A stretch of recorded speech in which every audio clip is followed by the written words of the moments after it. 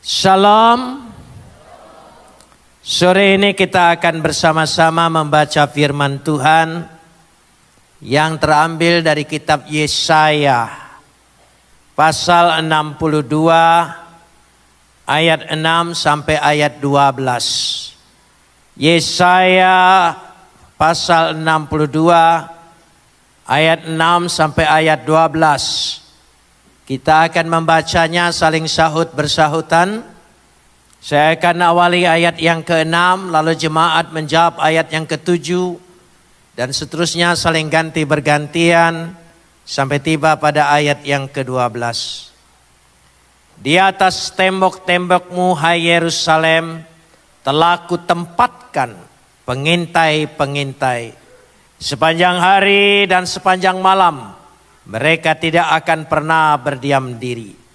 Hai kamu yang harus mengingatkan Tuhan kepada Sion, janganlah kamu tinggal tenang. Ayat 7.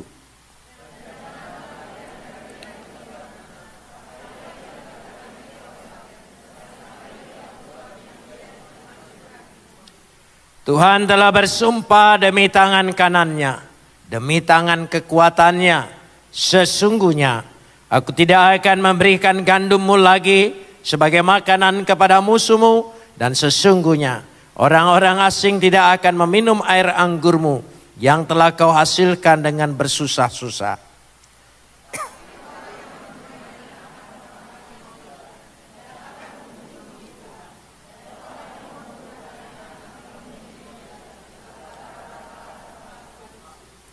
Berjalanlah, berjalanlah melalui pintu-pintu gerbang. Persiapkanlah jalan bagi umat. Bukalah, bukalah jalan raya. Singkirkanlah batu-batu. Tegakkanlah panji-panji untuk bangsa-bangsa.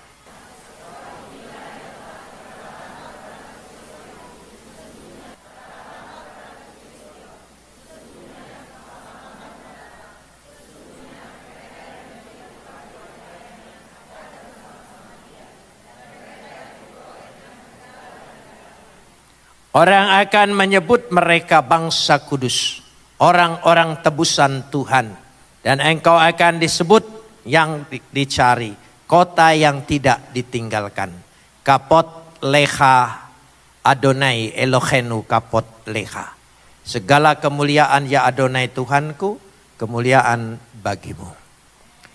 Saudara-saudara yang dikasihi Tuhan, seringkali kita sulit menemukan maksud daripada tulisan-tulisan perjanjian lama.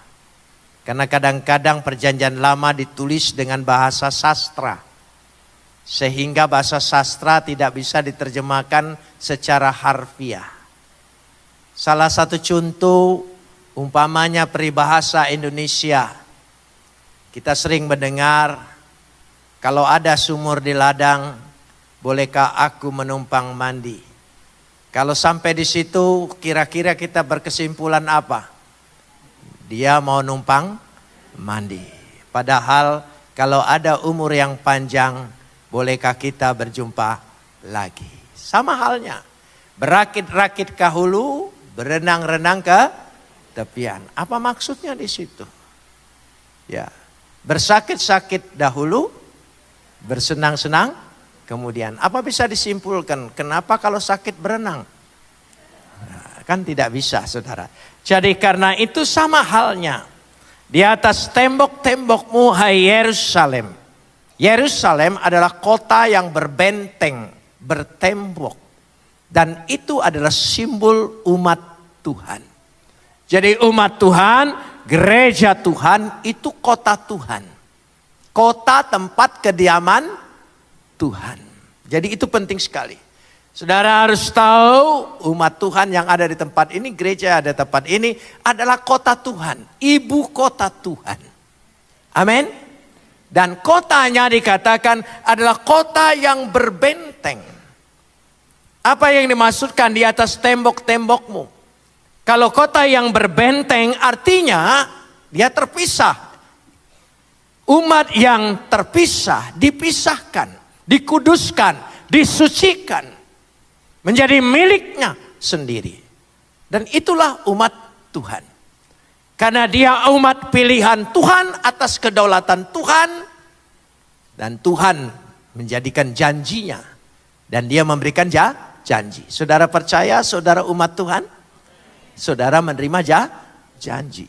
Jadi Alkitab ini adalah janji Tuhan. Dia bukan hukum Tuhan. Tidak. Karena itu dari awal disebut. Perjanjian lama, perjanjian baru. Jadi isinya adalah janji-janji Tuhan. Itu beda sekali. Pengertian kitab suci kita dengan yang lain. Beda. Beda. Bukan beda tipis. Tidak. Beda jauh.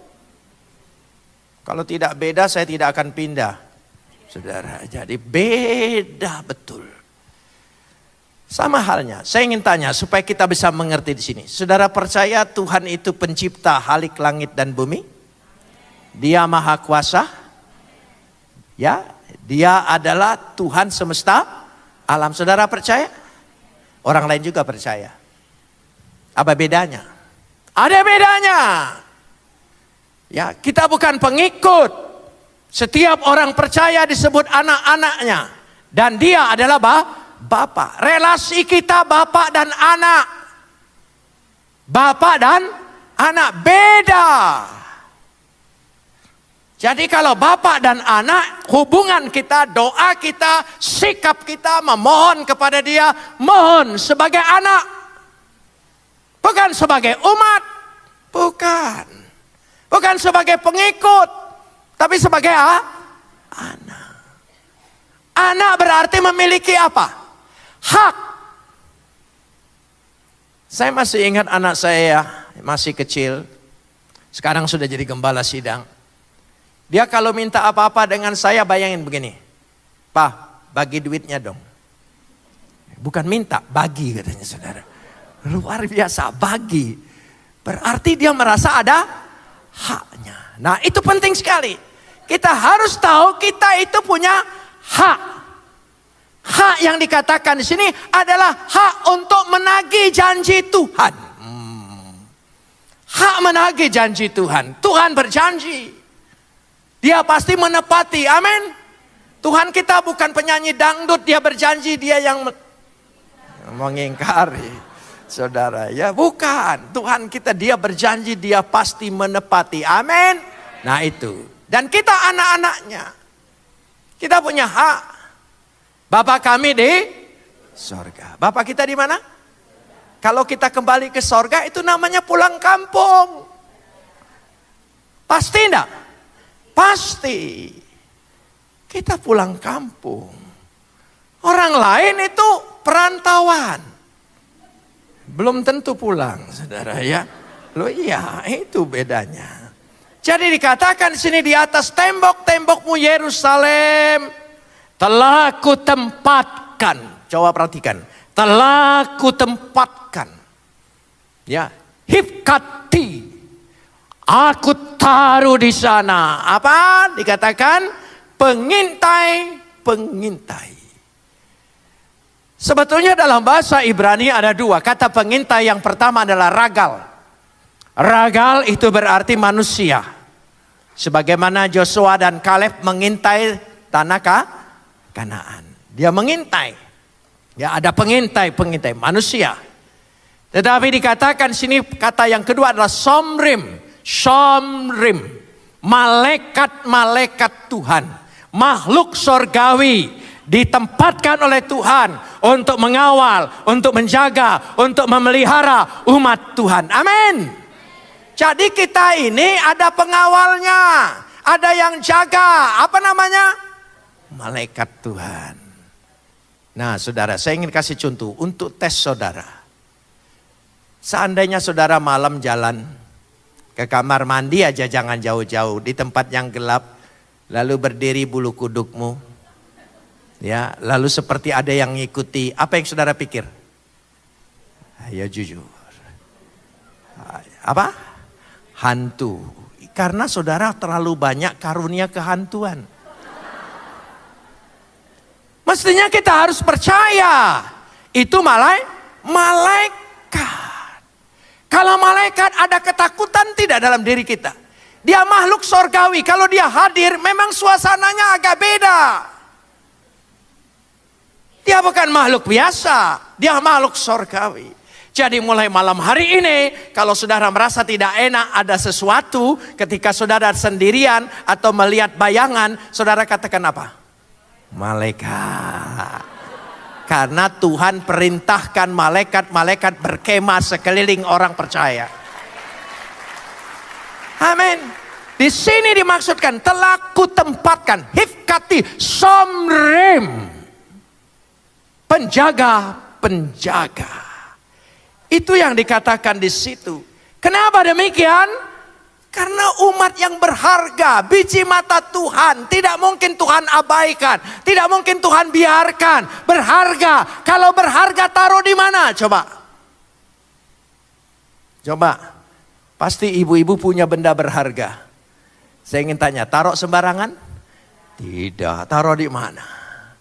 Itu, uang yang paling berharga lembaran kita berapa? 100.000. Yang kira-kira kurang berharga berapa? 1.000. 100.000 dan 1.000 itu saudara suka dialog. Iya. 100.000 dengan sombongnya dia berkata, aku uang yang paling berharga. Kalau dijaga, dijaga benar-benar. Kalau dipegang, dipegang erat-erat. Dan tidak boleh lalai begitu saja. Dan aku selalu di tangan-tangan orang kaya. Kalau jatuh ke tangan orang miskin, aku hanya numpang lewat. Loh iya. Tapi uang 1.000 bilang begini, kamu memang hebat. Saya akui. Tapi yang paling setia pergi ke gereja adalah aku.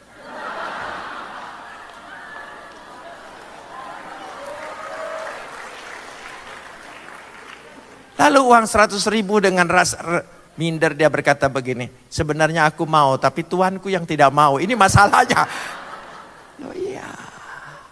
Dari situ letaknya.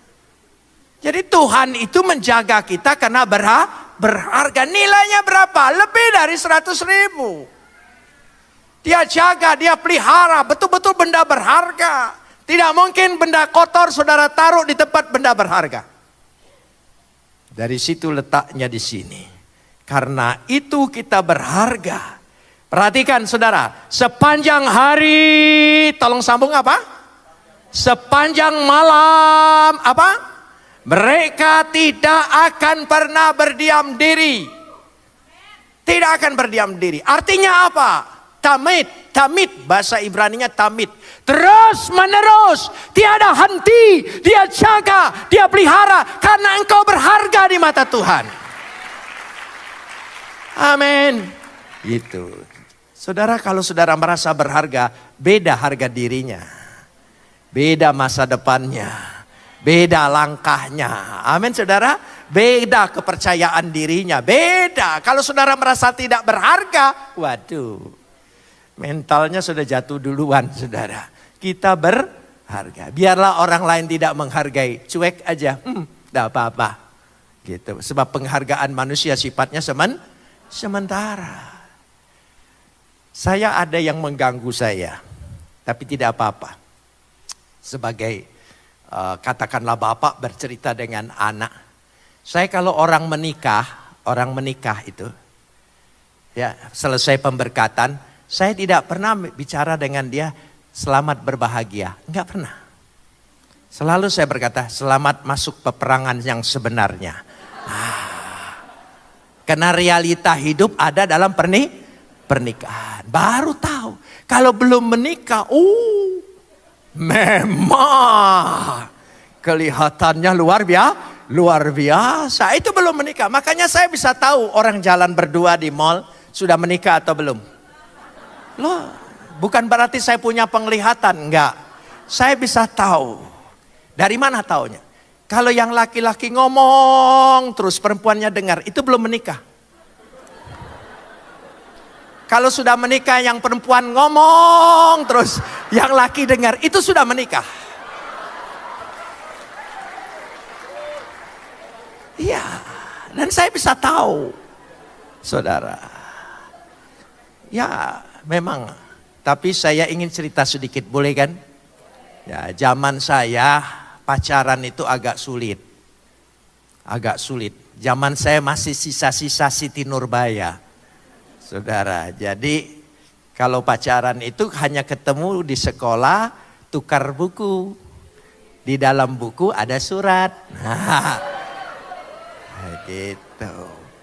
Waduh, waktu mengasih buku dan tersentuh tangannya, bergetar luar biasa. Nah, iya. Itu belum menikah. Ciuman yang berkesan itu yang pertama. Selanjutnya formalitas. Nggak ada getaran lagi itu, saudara. Tapi yang dimaksudkan tadi supaya cinta itu terjaga. Oh, dia terjaga hanya karena satu. Kasih Tuhan dan tanggung jawab. Buat apa cinta tanpa tanggung jawab? Makan tuh cinta, saudara. Iya.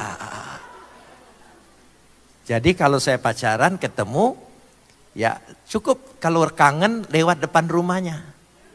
Gitu. Naik sepeda lewat depan rumahnya, cukup sudah senang. Pintunya terbuka, senang sekali. Padahal yang keluar kucingnya. Besok ada bahan omongan. Kemarin aku lewat rumahmu, kucingmu keluar. Wah, itu sudah seru. Nah, saya agak berani. Saya datangin rumahnya. Agak nekat sedikit, saudara ya. Jadi saya datangin rumahnya. Dan saudara diterima. Tapi bayangkan saja, kita mau ngobrol dengan dia, bapaknya ada di situ. Itu zaman dulu, enggak bisa. Jadi dia, saya, bapaknya di tengah. Coba bayangkan mau ngobrol apa? Berdua aja ngobrolnya susah. Datang orang ini lagi, saudara. Jadi enggak ada bahan omongan, hilang semua. Lalu saya lihat, itu cicak. Gitu. Bapaknya jawab, belum pernah lihat cicak.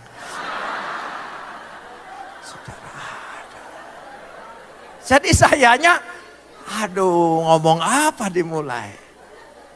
Dan dulu cukup bersentuh kaki dengan kaki. Mimpinya luar biasa, saudara. Kaki sama kaki saja.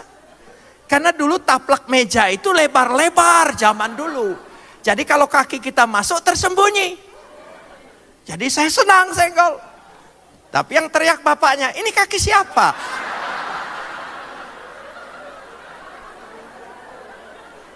Loh ya, itu belum menikah. Jadi kalau itu cinta, coba berapa lama cinta itu? Ya, ada waktu daluarsanya, saudara.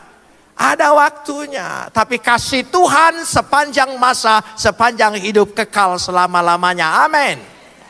Jadi andalkan kasih Tuhan. Amin. Loh iya. Kalau tidak, saudara, istri, ya, kalau masih pacaran, calon pacar kita itu kalau mau ketemu kita pakai perfumnya, sampai ujung roknya pun emangnya yang mau nyium siapa di situ, saudara? Loh ya, coba kalau sudah menikah, bau balsam.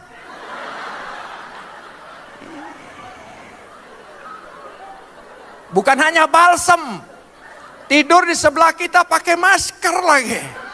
Sampai kita bilang ini kuntilanak mana? Itu belum menikah. Kalau belum menikah, mau sok-sok baratan, buka dulu pintunya, suruh dia masuk. Oh, itu belum menikah. Kalau sudah menikah, diklaksonin, gitu. Terpaksa istri loncat, tutup pintunya. Sementara separuh roknya berkibar-kibar di luar. Ya itu sudah menikah. Jadi karena itu saya pikir perlu juga. Bagaimana orang yang belum menikah sudah menikah. Namanya saja jadi suami harus dipersiapkan. Suami, tolong ucapkan. Lebih keras lagi. Terutama laki-laki. Suami, S-U-A-M-I. S-nya sabar. Jadi suami harus sabar. Kalau suami tidak sabar, sudah hilang esnya.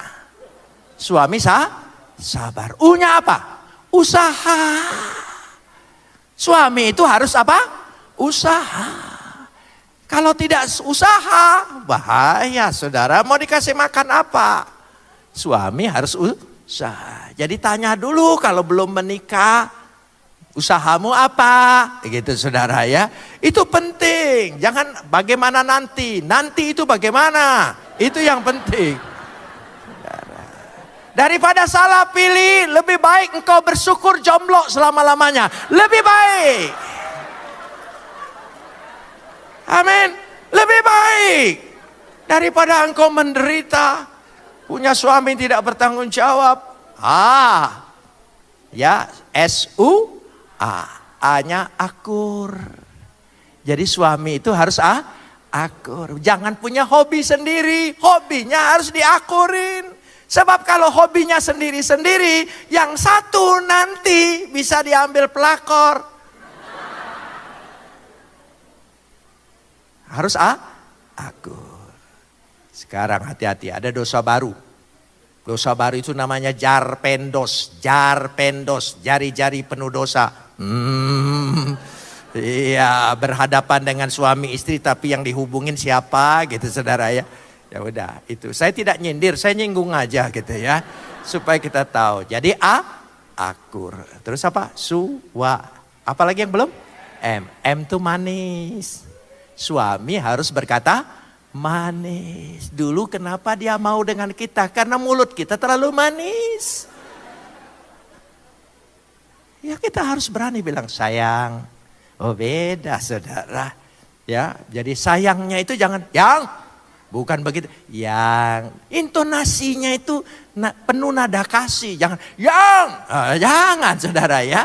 Itu yang mana? Yang memangnya saudara ya. Jadi sayang, jadi manis. Jadi jadilah suami selalu mulutnya manis. Itu menyejukkan hati. Membuat hati istri tentera. I-nya apa? Iman. Jadi suami harus mengandalkan iman. Nah itu bagian bapak-bapak. Ibu-ibu jangan senang dulu, ada bagiannya. Loh iya. Nah sekarang istri, I-S-T-R-I, istri. I-nya iman. Kenapa duluan iman? Oh, karena dia tiang iman dalam rumah tangga. Yang mendidik anak, yang membuat rumah tangga itu menjadi altar bagi Tuhan. Itu istri. Jadi perlu iman. Jadi lalu S-nya apa? Sabar. Suami sabar, istri sabar. Oh, orang sabar sama orang sabar. Apa tidak pernah bertengkar? Ada pertengkaran. Tapi beda, pertengkaran orang sabar itu lain. Apa? Saya kasih contoh, pertengkaran suami sabar, istri sabar, perlu ada jadwal. Iya. Senin bagian suami marah-marah, tegang. Kerjaan mulai banyak saudara. Jadi Senin suami. Istri jangan jawab. Memang jadwalnya dia. Nah, jangan satu waktu saudara ya. Harus mengikuti jadwal. Selasa istri. Suami diam aja. Memang lihat jadwal. Oh dia memang jadwalnya dia. Dia tenang aja. Rabu suami. Kamis istri. Jumat suami. Sabtu istri. Sisa apa? Biarkan pendeta marah-marah dengan saudara. Jadi istri sabar, suami sabar. T-nya taat. Taat dengan suami. Dia kepala rumah tangga. Jangan dibalik saudara. Ya, ini penting sekali.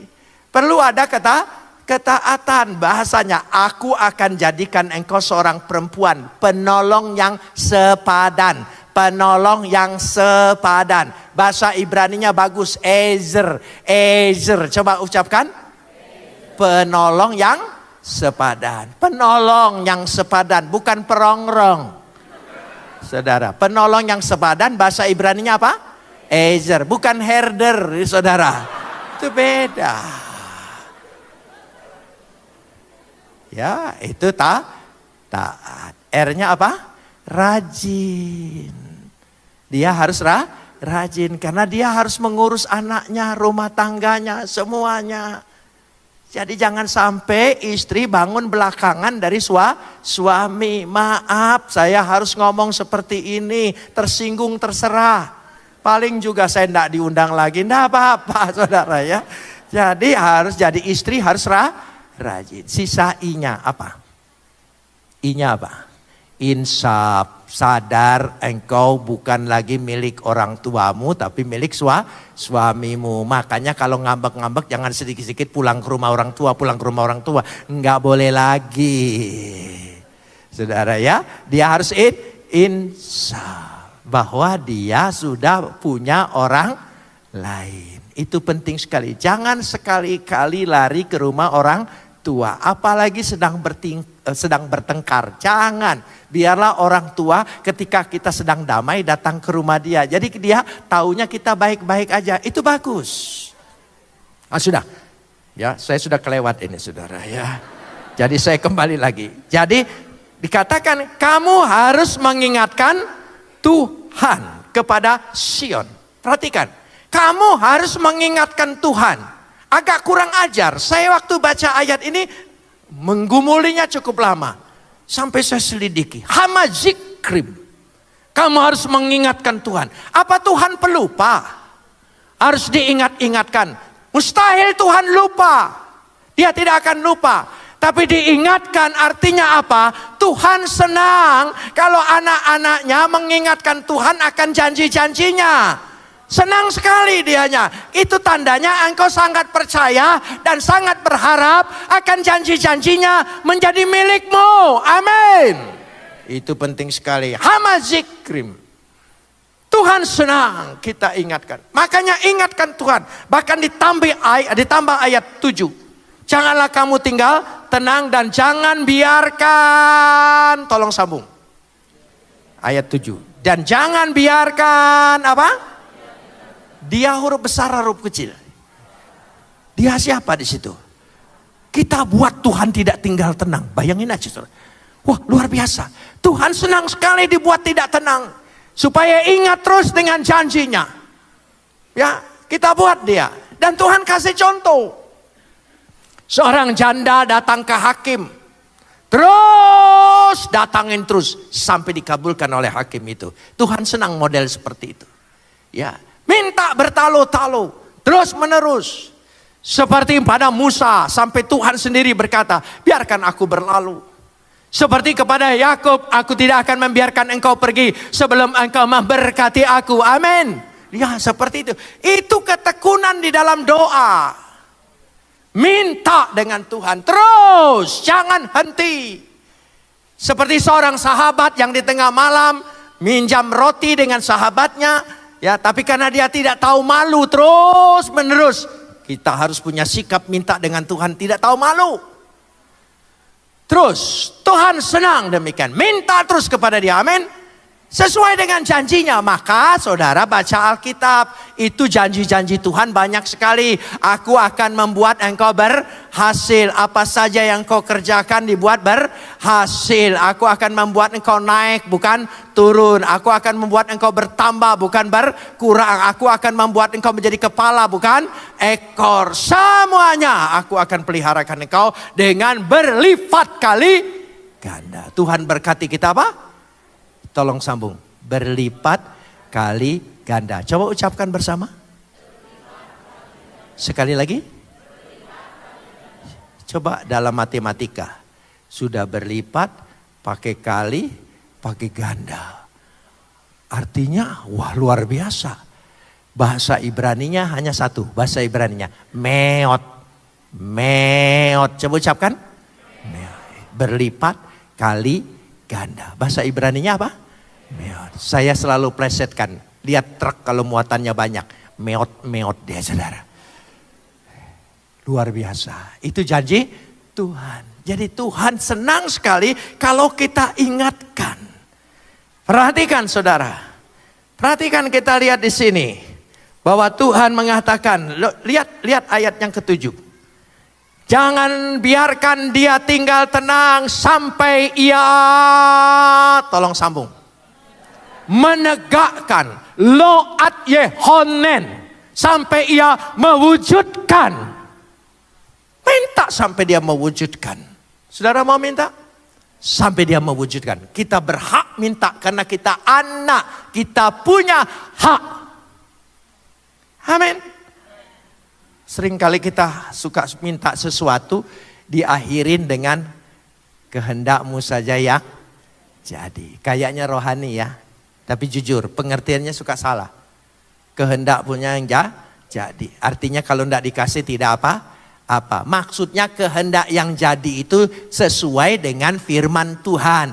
Kalau engkau minta sesuai dengan firman Tuhan, itu sesuai dengan kehendak Tuhan. Pasti jadi. Saudara, kecuali engkau minta tambah istriku. Nggak mungkin, karena itu bertentangan dengan firman. Segala yang bertentangan dengan firman itu bukan kehendak Tuhan. Jadi selagi engkau minta dilimpahin rezeki, disehatkan, diberikan kesembuhan, diberikan mujizat, itu semua Tuhan janjikan sesuai dengan firman Tuhan. Berarti engkau meminta sesuai dengan kehendak Tuhan. Bukan berarti kehendakmu yang jadi mematahkan, mementahkan kembali permintaanmu. Jangan punya pengertian seperti itu. Karena itu doa Yesus, lihat riwayatnya. Ketika dia akan masuk kepada kesengsaraan, dia berkata, kalau bisa cawan ini berlalu. Padahal Tuhan menghendaki dia harus mati. Ya, lewat Via Dolorosa, menderita. Tapi dia berkata, kalau bisa cawan ini berlalu. Tapi akhirnya dia menyerah, kehendakmu saja yang jadi. Karena rencana Tuhan, kehendak Tuhan, dia mati buat saya dan saudara. Di situ letaknya. Itu pengertian kehendak Tuhan yang jadi. Loat Yehonen, sampai ia menegakkan. Coba perhatikan ayat ini. Sampai ia menegakkan. Dan sampai ia, tolong sambung, membuat Weat Yasim.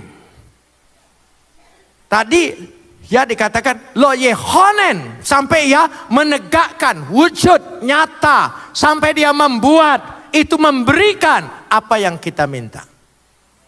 Amin. Mulai malam hari ini berdoalah dengan keberanian sebagai anak, meminta kepada Bapa. Amin. Minta, desak terus, dia menantang. Beda dengan Bapak dunia. Bapak dunia kalau janji gampang sekali.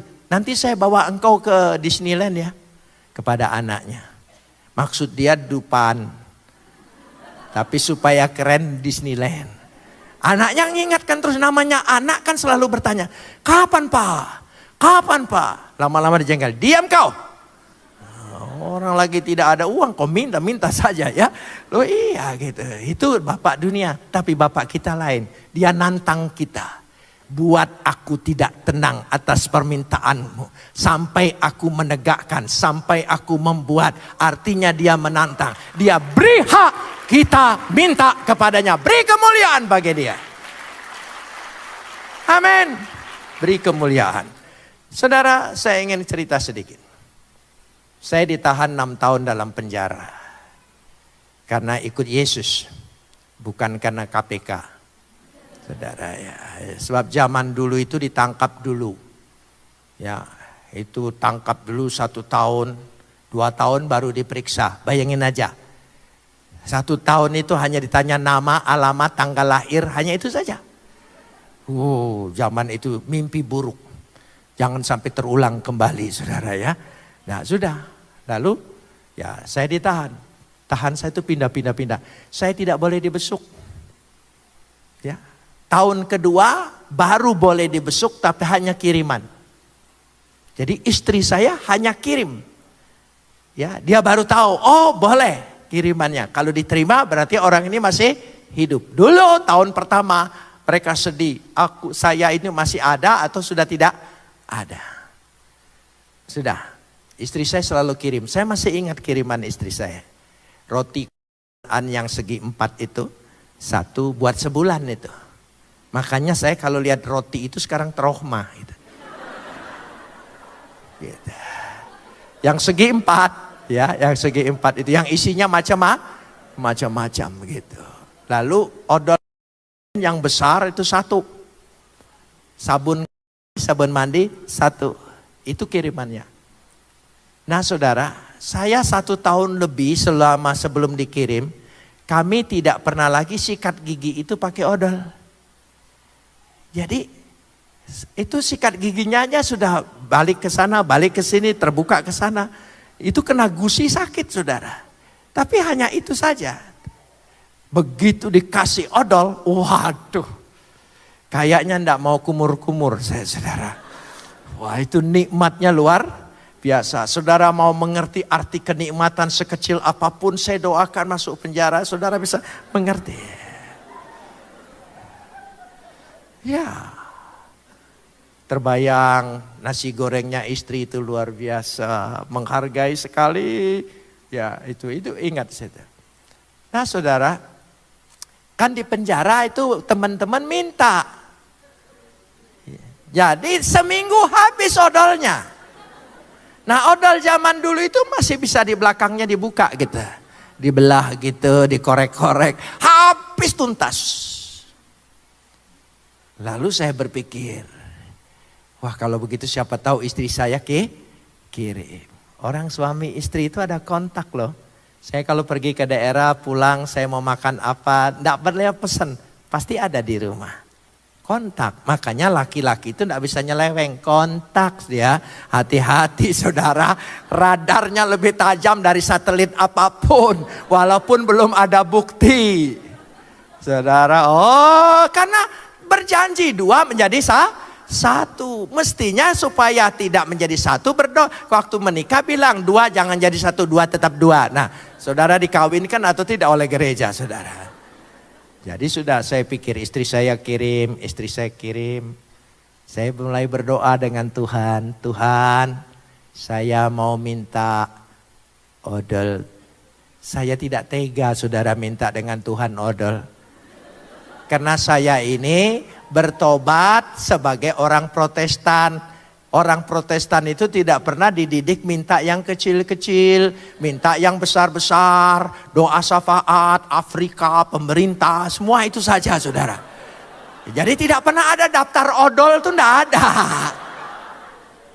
Gitu. Sementara saya perlu odol. Jadi saya pikir siapa tahu istri saya teringat, kirim. Nah waktu besuk jam 9 pagi sampai jam 2 siang. Saya kasih tahu supaya apa nanti punya pengalaman gitu ya. Jadi setiap kali ada panggilan kiriman saya imani. Nama saya ada. Sampai jam 2 enggak ada. Dari jam 2 sampai jam 5 saya masih punya harapan. Karena saya di penjara Kalisosok itu di sebelahnya kantor Kejaksaan Negeri. Saya punya teman dari Jakarta ini seorang pengacara yang cukup terkenal. Kalau pergi ke Surabaya selalu titip uang, yaitu Adenan Buyung Nasution. Ya, selalu dianya titip uang ke jaksa di situ untuk saya. Jadi dari jam 2 sampai jam 5 saya berdoa, Bang Buyung kirim, Bang Buyung kirim, Bang Buyung kirim. Sampai jam 5 kami sudah suruh mandi semua, masuk kamar, apel, dikunci. Ya. Dikunci, lalu saya penjaga mulai apel. Nah sekamar itu 3 orang. Jadi saya kepala kamar.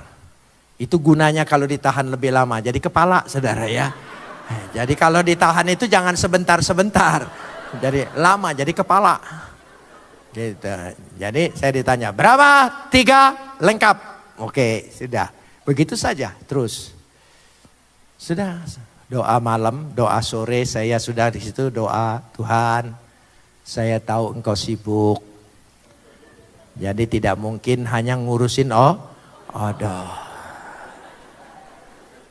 Jam 7 malam pintu kamar saya dibuka. Ada orang yang baru ditangkap masuk. Dia lirik sana lirik sini di antara kami bertiga. Ternyata muka saya lebih tidak kriminal kali. Jadi dia deketin saya. Kok boleh enggak saya tidur di sini? Oh boleh. Saya pinjemin tikar. Saya pinjemin bantal. Saya banyak tikar warisan dari yang bebas-bebas itu. Ya, gunanya ditahan lebih lama dapat warisan. Jadi saya banyak tikarnya, saya pinjamin bantal. Ya silakan tidur di situ.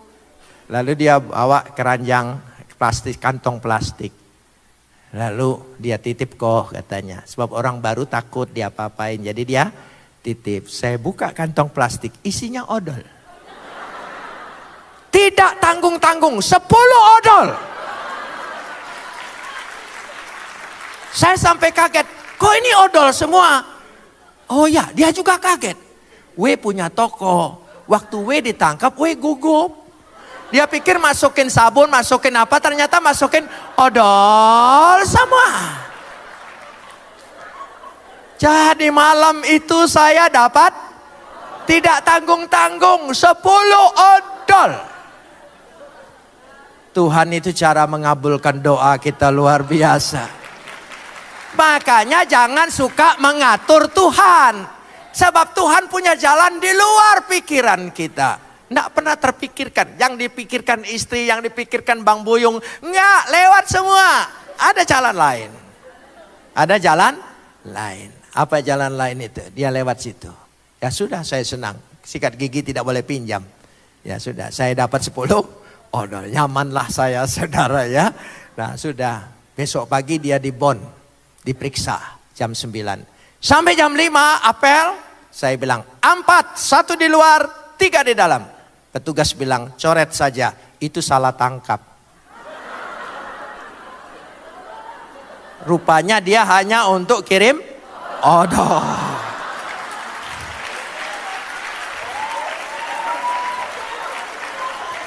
Dari situ, dari pengalaman itu saya sangat mengerti kalau kita minta dengan tekun dengan Tuhan, tidak mungkin Tuhan abaikan. Sekecil apapun permintaan kita, dia penuhi. Dan kalau dia penuhi, lebih dari apa yang kita minta. Beri kemuliaan bagi dia. Amin. Jadi kita ingatkan Tuhan. Tuhan berjanji. Engkau akan membuat daerahku makin luas. Amin. Makin lebar. Amin. Usahaku makin naik. Bukan makin turun. Saudara percaya? Makin bertambah. Dari punya 1 toko jadi 10 toko. Amin. Loh, jangan tertawa saudara. Amin saudara. Iman nih. Tuhan pasti berkati.